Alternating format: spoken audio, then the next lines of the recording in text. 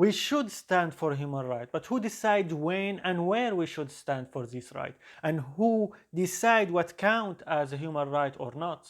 As many people in the West, this reporter stand for the homosexual right in this World Cup in Qatar.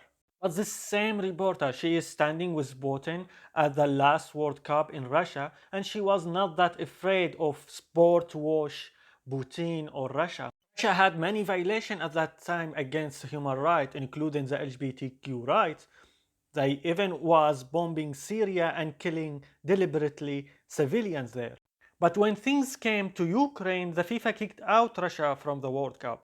And we say many Westerns who wanted to banish Russia and prohibit it from participating in sport, intellectual events. So why we didn't have similar reaction before the invasion of Ukraine? Why we didn't have similar one when the US and the UK and other Western power invaded Iraq? Why we don't have the same reaction towards the Israeli apartheid and occupation? When this judo player wanted to protest against Israel and refused to play against the national player from Israel, he was banned from the Olympic for 10 years. When a Scottish club fan raised the Palestinian flag in the stadium, the club was also fined for that.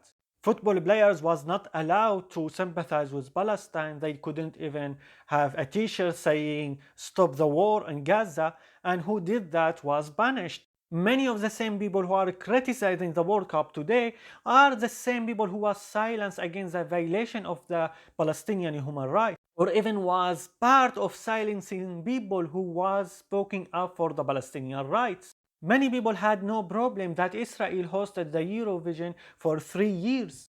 What makes standing for the Palestinian human rights complicated, political, while standing for the Ukrainian right are so natural and obvious things to do? The BBC decided to talk about the violation of human rights in Qatar instead of showing the opening ceremony there. Sounds good, but why they didn't do the same when Russia hosted the World Cup before invading Ukraine? Why they didn't do something similar when Israel hosted the Eurovision? And will they do the same thing if the next World Cup will be in the US? The Swedish TV even hosted someone to talk about the violation of human rights in Saudi Arabia after they win against Argentina.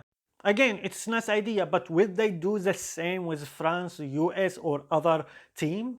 Or we will just talk about these human rights that are convenient to us, especially if we are going to criticize these uncivilized and barbaric Arabs.